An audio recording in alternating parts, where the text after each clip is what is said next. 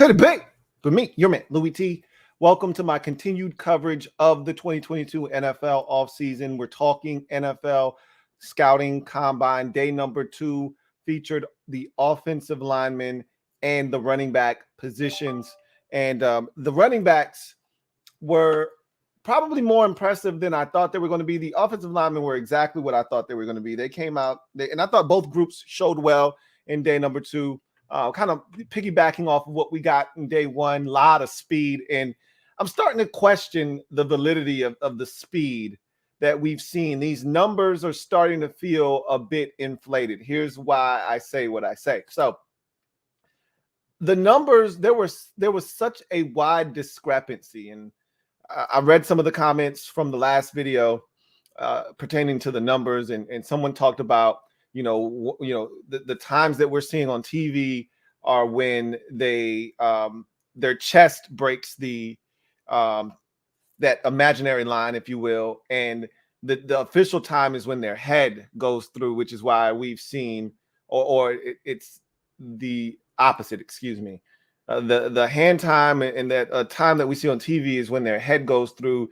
The official time is when their waist or chest goes through, whatever the case may be. I don't know what's true, what's not true. I can just tell you this. They reportedly have a new hand timer this year, this, that, and the third. The times have been off. Now, we're seeing guys clocked at a 4.21, as we did with Thornton on day 1, and then it comes back a 4.29. Like, that's 0.08 of a second. Like, that's a lot of time that's missing there, that they've somehow had this thing from the time we get on TV to the official time. That's way off. I mean, we thought that Chris Olave ran a 4.26. It turned out to be a 4.39. That's a whole 1/10 of a second with another 0.03 of a second. Like, what are we talking about here? Like, that is insane that there's that big of a discrepancy. Then you get to today, and the initial time on James Cook, we knew they were going to do this. They were going to pit him against his brother. That's what they do, So we knew they were going to do a simulcast with Dalvin Cook running and his brother running. His brother ran a 4.52 with his a 4.5 flat, his first run.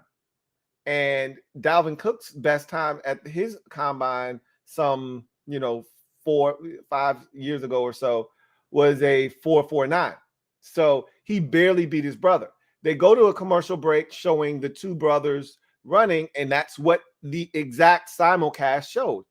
Dalvin Cook barely edging out his brother. So that time seemed accurate. They come back and tell us that James Cook's original first run, his official time was a 4.42. There's no way he ran a 4.42 if they are simulcasting them, and his brother beats him, and his brother ran a 4.49. So I'm thinking these numbers, the reason why the speed numbers are what they are is because they're being inflated.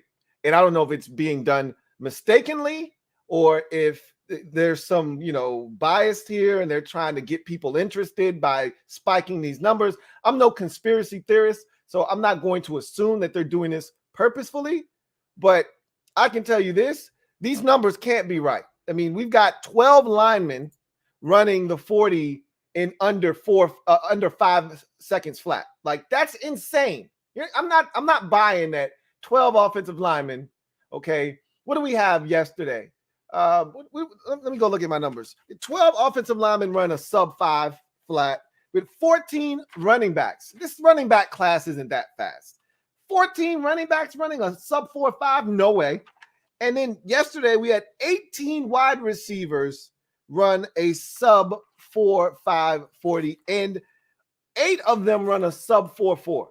That's not correct. I find that hard to believe. This feels somewhat pro-day-ish. And the one thing I've come to expect from the combine is a bit of 40-time decorum, okay? I expect my 40 times to be in nice, neat order when I get them from the combine. It's when they go to the pro day that I expect this type of chicanery and tomfoolery. So these times being this off and skewed and all of these numbers being as low as they are, I'm not buying it. James Cook didn't run a 4.42 today or yesterday. Sorry, not buying it. Anyway, that said, let's get back to the offensive linemen. And I'm going to do this in air quotes from here on out. Reportedly, okay, supposedly, 12 offensive linemen ran sub 540s at the combine day number 2. And of those 12, four reportedly, supposedly ran a sub 4.940. So to say this, it was an athletic group of offensive linemen. How athletic? That's debatable if you ask me. But the guys that stood out to me, and I've narrowed down the field for day number 2 of the guys that stood out. I've got my notes here as I always do. So I thought Joshua Azudu out of North Carolina was a guy that stood out. 6'4", 308 pounds, 34-inch arms, ran a 5.19 40. And again, the 40 time for offensive linemen is irrelevant. Okay, the 10-second split is more necessary and more of something that is notable. But honestly speaking, the 40 for the offensive lineman is a joke. I don't really even know why they have them run a 40 because, as Daniel Jeremiah put it very eloquently, if an offensive lineman is running in a straight line 40 yards, either something really good just happened or something really bad just happened. And generally speaking, in the course of a game, it's rare that either happen to where an offensive lineman is involved. Big plays happen all the time, but the only way an offensive lineman is getting involved in a big play is if it's a screen. You know, if a big run happens, that offensive lineman isn't going to be running 40 yards down the field with his running back. The only time they get out in front of something is a screen. So if it's something positive and it's a big play, it's got to be a screen, or else that offensive lineman is going to be hovering right around the line of scrimmage, you know, or 2 or 3 yards north of that.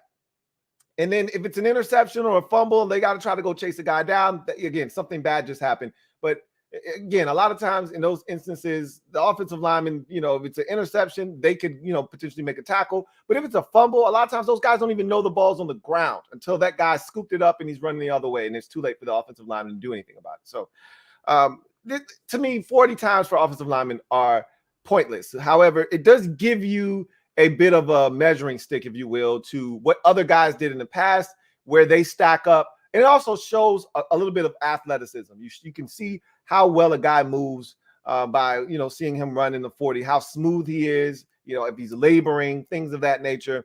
But I really don't care for the 40 time.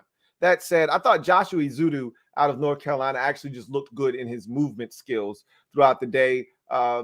He was a guy that I thought did some really good things. And I saw a guy that I said, hey, that's someone that you can work with, you know, moving forward.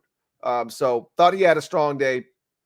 I thought Tyler Smith out of Tulsa had a really good day. 6'5", 324-pound tackle out of Tulsa, 34-inch arms, ran a 5.0 240. And Daniel Jeremiah said the average 40 time of the first round tackles was a 5.0 240. So that's right around where Tyler Smith is. So I thought he looked good. I thought he moved well. He was one of the better movers, and I thought he was one of the more explosive movers throughout the day. And that's what I like to see with offensive linemen, is explosion, short area quickness. I'm more concerned with that. Your lateral agility. I'm more concerned with that than I am how fast you can run in a straight line 40 yards. So I saw explosiveness. I saw great lateral agility from Tyler Smith, and he's a guy that I'm really intrigued by at the next level. We all know about, you know, the big names. One didn't perform, Evan Neal. We knew that going in, that he was going to partake in any of the on-field drills. But the guy that's been kind of lumped in with Evan Neal in terms of potentially hearing his name first in this draft is Ike Awangwu. And so for me, I thought that Ike throughout the day was great athletically. You could see that the guy's a tremendous athlete. I thought, though, that his feet were tight. I thought that they were too close together. And you could hear in a lot of the drills that they were telling him to gain more ground. There was a lot of him moving, but he wasn't going anywhere. So I thought he was just thinking a lot. You know how guys want to try to do everything perfectly, and he wasn't just letting it happen naturally.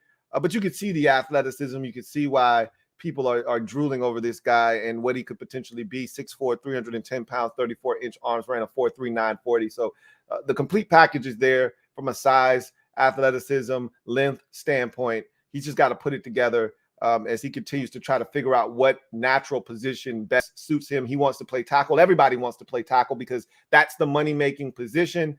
His best position may ultimately be guard. We'll see. In any event, I thought he was solid. He checked all the boxes. And, if he hears his name called first, I wouldn't be shocked. I don't think he will, but I wouldn't be shocked. So those are the guys that did some things that I liked. Here are the guys that I thought were the best of the best with the offensive line group in day number 2. Let's start with Dylan Parham. Dylan Parham out of Memphis, I thought was extraordinary, and they're talking about him potentially being a center. He can play guard. I loved him in day number 2 of the combine. I thought his movement skills were off the charts. 6'3", 311 pounds, 4.93 40 for Dylan Parham. And I thought the movement skills were off the charts. He was one of the better easy movers throughout the course of the day, changed directions fluidly and effortlessly. The feet never clicked. Everything just looked easy for him. I thought he was one of the winners of the day, a guy that I think will continue to rise through the ranks if these things continue to go on throughout the rest of this process. I was really impressed with Dylan Parham on day number 2. Zion Johnson was my best performer of the day to me by far. And Zion Johnson had a strong Senior Bowl. And I think I might have glossed over him when we talked about the Senior Bowl coverage, but he was outstanding at the Senior Bowl. And I think he's continuing to build momentum. He continued it here, day number 2. He was outstanding. Was Zion Johnson, 6'3", 312 pound, 34-inch armed interior offensive lineman from Boston College. Ran a 5.18 40. Again, the 40 is of no consequence. The guy moved so well throughout the day. I was just so impressed. And again, you piggyback that off of what he did at the Senior Bowl, and you can't be anything but impressed with Zion Johnson. I think I wouldn't be shocked if this guy heard his name late first round. He's definitely a day 2 guy. I think he'll be gone in the second round. He's just too impressive to pass up on. And I'm continuing to really find myself being enamored with him. And as a fan of a team that will potentially need a guard, I'm staring at a guy like Zion Johnson and saying, hey, why not him? So he really impressed with him. My favorite offensive lineman, though, and I told you guys this at the Senior Bowl, it continued here at the Combine. He's done nothing to dissuade me, is Trevor Penning. I thought he was ultra impressive again at the Combine, day number 2. 6'7", 325 pounds. He's an athletic freak. We knew that coming out of Northern Iowa. But what the physicality, we saw it on display throughout his career, but also at the Senior Bowl, the nasty streak that we always talk about. I always talk about nasty boys. Nasty boys. We want nasty boys. Well, it doesn't get much nastier than Trevor Penning, and the athleticism matches the nasty streak that he plays with. 34-inch arms. Again, at 325 pounds and 6'7", the guy ran a 4.89 40. How legitimate is that? I don't know, but you can see the guy is moving. Okay. So I got no doubts about Trevor Penning. If you ask me, give me one offensive tackle that you will put all of your chips on to succeed at the next level, I'm backing Trevor Penning. You know what I mean? Like, this guy looks legit. Evan Neal's going to be a stud as well. I'm not so sure about Icky being one of those guys or not quite yet, but Trevor Penning is a guy that I'm sold on. Wholeheartedly, I'm sold on Trevor Penning. I thought he was phenomenal in day number 2 of the Combine. So we transitioned from the offensive line and the big nasties to the running back position, the guys that they're opening up holes for. And again, as I mentioned, 14 running backs reportedly, supposedly ran a sub 4.540. I don't buy it for 1 second. I think the timing or the official times are off. I don't know what they're doing this year that's so drastically different than in the past, but it's not accurate. I don't think it's accurate. I don't think these guys are running as fast. Like those receivers, a lot of those guys, you could tell they were flying.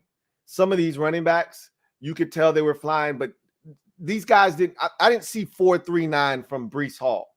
Okay. I saw 4.46. I saw 4.44, which were his original times when they were unofficial. Okay. I didn't see 4.39 from Breece Hall. Did you? Because I didn't. James Cook didn't look like he ran a 4.42. Now, I will say James Cook was outstanding. As a matter of fact, let's run through this list of guys that stood out for me at the running back position. We start with Jerrion Ealy of Ole Miss. And this is a guy that obviously I've watched a ton of SEC football. I'll tell you that all the time. It's on all the time in these parts. And yeah, having watched a ton of players over the years come out of that Ole Miss program, you run into guys indirectly, as I always like to talk about, indirect discovery. Jerrion Ealy is one of those guys that I've run into on numerous occasions, and ran a 4.5 240, so it wasn't a blazer, but the guy has quicks, elite quicks. You saw that at the combine in day number 2. Really impressed with him as he went through the drills on the field. Quick change of direction. You know, those drills where you get through the hole, they got the bag, you got to go in the opposite direction of the bag, get up the field, make that last defender miss. He was so quick. Feet were just phenomenal in those drills. He's a guy that I think you add to your football team in a third down back situation that can really help you. And, you know, the league is really predicated on matchups. And, you know, when you find a guy like Jerrion Ealy that can help you out of the backfield in certain instances. And I think that's what this draft is more so to me about, getting those third down backs, getting those guys that can help you in certain situations. I don't know if there are a bunch of bell cow backs in this particular draft. There are some guys that we'll hear their name called and do have that ability, and we'll go over a couple of them here quickly. But Jerrion Ealy is more of a third down back. I thought he was really good in day number 2. Another guy that was really good that surprised the hell out of me, I think he was one of the bigger surprises for me, was Tyler Goodson out of Iowa. The man ran a 4.42. Now, again, I'm questioning the validity of the 4.42. I don't buy it. However, I didn't think he would be even remotely close to 4.4 anything. I thought this guy would be like a 4.58, 4.56 back. When you watch him at Iowa, he's more of a plotter. He's a physical back. I never saw home run speed from this guy. So for me, him coming out and running, and he looked like he was running. I don't want to take anything away from him. I don't know if the 4.42 is legitimate, but if that thing had come back 4.49, I wouldn't have been shocked, because he looked like he was moving, and I was shocked. I didn't think he was that fast. And I thought also he complemented that speed with good work on the field in the positional drills, catching the football, change of direction. I just thought it was a really solid day for Tyler Goodson, and I didn't see that coming from him. Another guy that I looked at, and so, some of the bigger names, Kenny Walker, the third out of Michigan State. He could easily be the first back taken in this draft. I think ultimately he will be the first back taken in this draft. It could be Breece Hall. That's another guy. Kenny Walker, the third, reportedly, supposedly ran a 4.38 40. That's a tremendous time if he did, in fact, do that. I don't think he did. I think he ran a 4.4 something, which is still fine. Still plenty fast, right? I thought he looked good throughout the day. Man, he's cut. He's chiseled. He's in tremendous shape. I think he's going to make for a really good NFL running back. I liken him to Javonte Williams from last year's draft out of North Carolina. He strikes me as one of those types of running backs, a guy that comes in that first year, breaking a ton of tackles, very physical. I could see a lot of that in Kenny Walker, the third. Thought he had a really good day, checked all the boxes. Same can be said for Breece Hall. This is the one knock I have on Breece Hall. Out of Iowa State, ran a 4.39, reportedly, supposedly ran a 4.39. I don't know if I necessarily buy that either. However, Breece Hall, I thought, was a little bit too deliberate in all of his movements throughout the day. Everything kind of looked a step slow. It looked like, he was approaching the line of scrimmage, setting blocks up. And to me, he wasn't moving fast enough. It seemed like everything other than his 40 was in sort of a delayed slow motion type of demeanor. And I just thought he needed to show more urgency. I didn't feel the urgency from Breece Hall in his on the field drills, but that's kind of his style of play, is that he's a guy that sets things up. He's very patient, similar to Le'Veon Bell. He's kind of cut out of that same cloth. So he's very deliberate in how he sets things up. But I was looking for more urgency through these drills. Speaking of a guy that did give me urgency, that I thought, to me, was the best running back on the field in terms of the drills and the fluidity and the speed with which he worked. Everything just looked flawless for me, was James Cook, running back out of Georgia. I thought he had the best day of any running back, ran a 4.42, supposedly ran a 4.42. Again, they simulcast him against his brother, who ran a 4.49 officially, and his brother beat him. So how could he be running a 4.42 and his brother ran a 4.49 officially and his brother beat him in the simulcast? That doesn't make any sense. So something's amiss there. That's not the issue. What is the issue at hand is that this guy was phenomenal, and everything he did was fast. It was fluid. It was dynamic. He caught it well. We know what he can do as a third down back, a guy that you put on the field and creates mismatches. He strikes me as an Aaron Jones type of player, and Aaron Jones is a 3-down back, but they also have a complementary back with Aaron Jones, and they always have. If you look at the trajectory of his career, it was Jamal Williams first. Now it's A.J. Dillon. So they've always had someone to complement Aaron Jones so that the full, plate, the full load or workload wasn't all on his shoulders. I feel like James Cook could be another one of those guys. I don't think he's a 27 touches a game type of guy. I don't think you give it to him 21 times in any given game. And they didn't do that with him at Georgia either. So I think the blueprint is there for how to use him. But I tell you what, you can split this guy out wide. You can run him out of the backfield and get him matched up one-on-one with a linebacker or a safety, and he can exploit that, a defensive end, whatever the case may be. I think this is a guy that, to me, is of the greatest value right now at the running back position, non-3-down back. If we're talking about, Isaiah Spiller, who didn't run his 40 today, reportedly had an injury, did do the on-the-field work. He was solid. He didn't stand out in any capacity, but I want to see how fast Isaiah Spiller is. That's one of the things I wanted to see, and I didn't get to see that because he didn't run a 40. So he's one of the 3-down back guys. So is Walker the third. They're about maybe 3 or 4 of those guys. Robinson from Alabama, who ran a 4.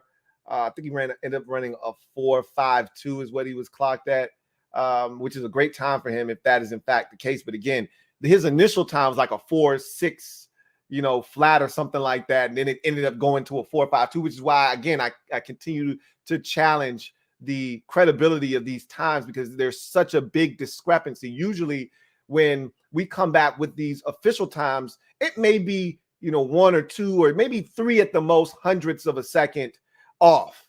We're talking 8, 9. We're talking about sometimes a tenth of a second or more that these times are off. There's just something wrong this year with the 40 times. But whatever the case may be, Robinson isn't a speed guy. We knew that coming out of Alabama. But I think when you get past those 3-down backs, those guys that look like they can be on the field for all 3 downs, or at least first or second down, you get to those specialist backs. I think James Cook is the first guy for me that comes off the board because of his dynamic ability. He's got home run hitting speed. He can make guys miss, but you can also utilize his skill set as a receiver, splitting him out, using him out of the backfield. There's a lot to that package. I like what James Cook brings to the table, and I thought he was outstanding. I want to mention one guy because I'm a Notre Dame Fighting Irish fan. I was very disappointed with Kyron Williams' speed. I knew he wasn't going to run fast. That's part of the knock on him. I knew that, right? There were a lot of long runs at Notre Dame, but you could tell it wasn't like dynamic speed. That said, I wasn't expecting him to run. I think his first time was like a 4.72 that he ran. Then he ran another one, and it was like a 4.7 flat. And then it came back. That was unofficial, and it looked slow. So it comes back officially as a 4.65. Yikes. Now, again, there are a lot of backs in the league that ran 4.6s. He plays faster than 4.65, but I was hoping he would run because I know the value of a Kyren Williams. Tremendous. He might be the best pass protector in this year's draft class. I know he's got legitimate hands to catch the football out of the backfield, but that time is a little bit alarming if you ask me. But I know he plays faster than that. I was a little disappointed with how he ran at the combine in day number 2. So in any event, that's day 2 in a nutshell. Impressive group of backs. I don't think there's a first rounder in the group. I said that already. Same with the tight end position, and that's okay because there's still depth at those positions. I think there's way more depth at tight end than there is at running back.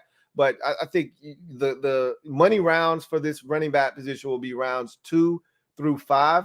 You know, every now and again, you'll get a gem like the 49ers got with the Raging Cajun running back that they got in the 6th round last year, Elijah Mitchell. Every now and again, you'll find a gem or two late in the draft at the running back position. We see it all the time. James Robinson was a 1,000-yard rusher. He went undrafted out of Illinois State for the Jacksonville Jaguars. So you can find, running back is one of those positions, you can find a hidden gem. You just got to know where to look. But I think the value in this draft at the running back position comes rounds 2 through 4. You might be able to extend it out to round 5. As far as the offensive line is concerned, it's a deep group. They're athletically gifted, as you saw. Again, I don't know how athletically gifted. I challenge the validity of these times, but the movement skills were there. These guys are really athletically gifted, and it's a deep class. And we didn't even see some of the guys like Linderbaum or Evan Neal that are going to highlight this class. So it's a deep group. And you saw a lot of really talented guys on display. So the offensive side is now in the books after the first 2 days. What this says is that this is a deep class, period, overall. I mean, we haven't even gotten to the defensive side, which to me is the deeper side, especially when you get to the defensive line, specifically edge rushers. This is a really deep group. We'll see what the defensive line, in particular, interior-wise, has to offer. I think that's lacking a bit. Maybe some guys show up, make some things happen, change the narrative a bit. The linebacker position is interesting. It seems a bit top-heavy. We'll see if some other guys can establish themselves and give that position more depth. But safety and corner are going to be things that we really key in on because of how fast these receivers are running and coming into the league. Someone's got to cover them. We'll see what these defensive backs do. But up next, and we're going to run up into that here in the next hour or so, we switch to the defensive side of the football. We get to the D-line and linebackers, and that should be fascinating because we think the number 1 overall pick potentially could come out of this group, whether it's Aiden Hutchinson or it's Kayvon Thibodeau, one or the other. We feel like edge rusher is going to produce the number 1 overall pick in this draft. There are people out there talking about tackle could produce the number 1 pick in the draft, and that's very feasible. Looking at the teams at the top of the draft, you want to protect your commodity. You know, I could see a tackle going number 1 overall, but that position, edge rusher, could easily have 4 or 5 guys plucked in the top 15 picks. It's that deep of a group and that talented as well. So let's get to the comment section real quick. I got a couple of super chats. Want to knock these out. Got one here from CGM87. Thank you for the super chat, CGM87. Greatly appreciate you. Who writes, Lou, everything Jason and the Martys have touched has been an utter failure, from Sean Taylor tribute, the rebrand with a candy cane origami with a W, to Russ debacle, which I bet Seattle leaked 6-11 with Wentz, G throwing 2-3 picks a game. So you're not wrong. You know, it hasn't been a good stretch. I wouldn't say everything they've touched has turned to shit. I'd say that it's been a rough stretch for Jason Wright and that group. Again, and I want you to remember this. Jason Wright is the team president. He doesn't handle any of the football operations. So I don't care what Jason Wright has his hands in, to be honest with you. You know, the rollout of the rebrand isn't strictly on Jason Wright. That's an organizational failure. Okay, they weren't going to be able to keep that thing on under wraps. They weren't going to be able to do it. Not in today's era of social media where everyone's looking for a story, everyone's looking to be first. There was no way they were going to keep that thing under wraps. Could they have done a better job? Sure, they could have done a better job. They did some things. They went out of their way to be negligent, to fumble the ball a couple of times. You know, the Richmond, local news getting the pretty much what ended up being the name and the logo and everything wasn't blurred out.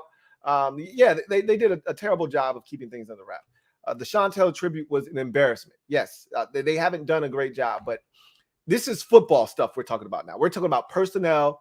We're talking about players, contracts, things that actually matter, that impact games. That has nothing to do with Jason Wright. The Martys, on the other hand, they're on the hook this year. I told you, I gave them a pass last year. They just got here. They were just getting here. This time last year, they literally were just getting here. Ron was just getting those guys to sign on the dotted line and making them a part of the staff. So last year, they had to hit the ground running. Their head probably was spinning, but I thought all in all, for the time frame where they got here and they had to be brought up to speed, I thought they did a pretty good job. This year, though, I'm looking for big things, and I'm looking to see what direction they're trying to take this program in. And free agency is going to tell me a lot in that regard. And then I want to see how they attack the draft, because I've told you already, they are very desperate for a quarterback. I get it, but desperation can lead to a mistake. Excuse me. And then I think they're delusional because they think this roster is a little bit further along than what I truly think it is. So we're going to see. If they really truly think that this roster is ready to win, then they should be aggressive in free agency. If they're not aggressive in free agency, that means they're going to rest on, the guys that they have. They'll re-sign those guys, bring them back. And they really, truly think this roster is ready if they get a quarterback. And that is a mistake. So I think they should be selectively aggressive. I've talked about this already, just like they were last year. Selectively aggressive. Last year, they didn't sign 18 guys like they had the year previous. They signed like 4 or 5 guys in free agency. And the first 3 were as soon as the period started. The last 2 that were noteworthy came after guys got released down the road. Okay, so if you ask me, this is a big offseason for the Martys and Ron Rivera. And I'm treating it as such. They got to show me something this year. So we'll see what happens. But I'm not going to dump on them because it's a tough position that they've been put in. The quarterback position last year was really deep. But again, this is how I feel about the quarterback position. If I don't love a guy, I'm not taking him in the first round. They loved 2 or 3 quarterbacks. They all were gone in the first 3 picks.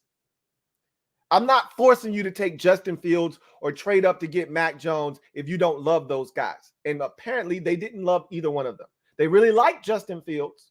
Remember, Dallas, the Giants, and Philadelphia were all in a conglomerate and a cluster at 10, 11, and 12. You weren't going to get into that pocket to get Justin Fields or Mac Jones and trade up. They weren't going to trade you the ability to come up and get a quarterback that could kick their ass for the next 12 years. They're not going to do that.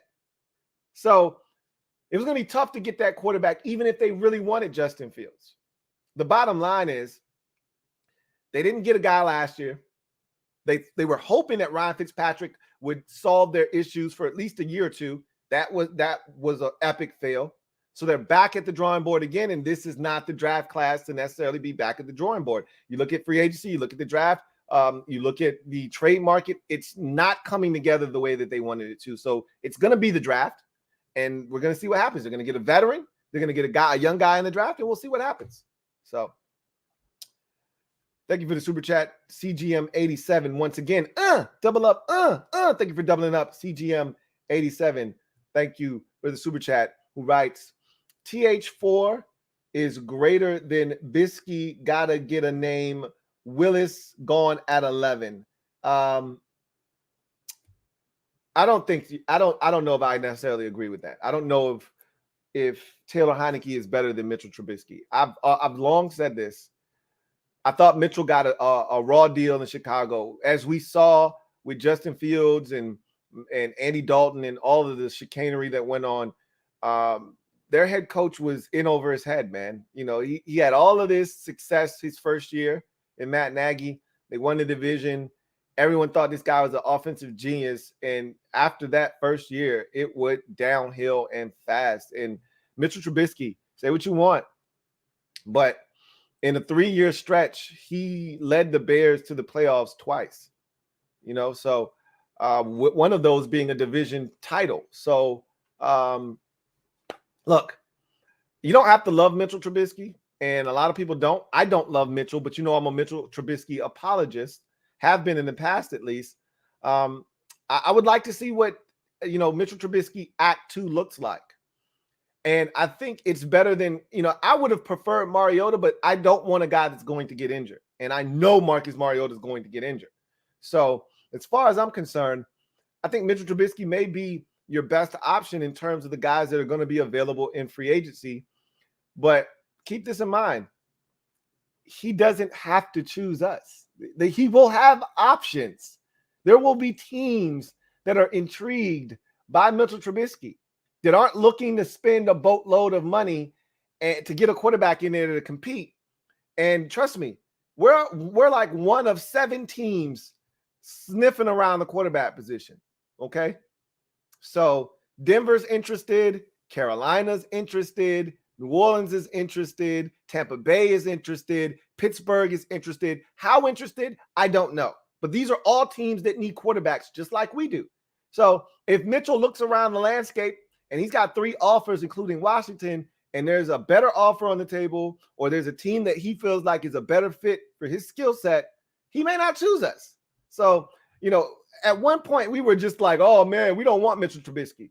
You might not have the option to sign Mitchell Trubisky. He may want to go elsewhere. So it's not a done deal. And his stock is as high as it could be because of this draft class. It's elevated his stock. So I don't know. We'll see. I don't think he's better than he being Taylor Heineke. I don't think he's better than Mitchell Trubisky, but they could be on the same playing field, but I don't think he's better. And Malik Willis, I don't think will be gone by 11. I disagree with that. I think he'll be there could be a scenario where there's no quarterback gone by 11. I do think, however, Carolina will be sniffing around a QB, and if they like one, they'll take one. Same with Denver. I can't see a situation in which we get out of the top 10 and somebody at the quarterback position hasn't been snatched up. I have to believe that either Carolina or Denver will pull the trigger on a quarterback before Washington gets an opportunity to do so at 11. But I feel as confident in saying Malik Willis won't be the guy for either one of those programs. Now, it could be Carolina. Malik Willis could be the guy in Carolina. But for me, for my money, I think that it'll be Kenny Pickett more likely than not, the first quarterback to hear his name called. And it'll be between Carolina and Denver that pulls the trigger first.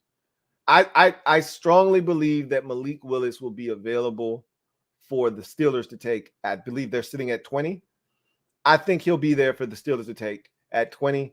And I think that's a good fit for Malik Willis and his skill set, because I don't think he needs to play right away. And I don't think the Steelers are going to rush him. I think they're more than comfortable with playing Mason Rudolph for a year or however many games they feel like he needs to get up to speed before throwing him out there. With that defense and the way they can run the football, well, they didn't run it all that great last year, but they got Najee Harris. So I'd like to think that the offensive line that was really young last year will get better. They're going to take care of whoever's playing quarterback. So we'll see what happens. Anyway, I digress. Thank you for the super chat and doubling up CGM 87. So that's going to do it for me, your man, Louie T. I thank you guys for joining me. Remember, if you haven't already done so, do me a huge solid and hit the subscribe button for more great content. Turn on your notification bell so you don't miss a thing. And also hit the like button as it helps this channel grow exponentially. We'll be back to break down day 3 of the Combine, which will feature the defensive line and linebackers. This will be one of the more noteworthy groups because of the star power that is inside of that group. You're talking about 2 guys that are vying for the #1 overall pick in Aiden Hutchinson and Kayvon Thibodeau. So, and again, I'm telling you right now, there are at least 2 or 3 other dudes that could end up in the top 15 picks. It's that deep of an edge rusher class. So, as I mentioned, be on the lookout for that particular group. Should be fun to watch them perform on the field and see just how athletically gifted those guys truly are. So that's going to do it for me, your man Louie T. Thank you for joining me. You know what it is. Get off the bench, get in the game, and kick it with your guy, Louie T. Until next time, you guys take care. Enjoy the rest of your weekend. Enjoy day number 3 of the Combine, and we'll break it all down tomorrow. You guys, take care. LouieTeeNetwork.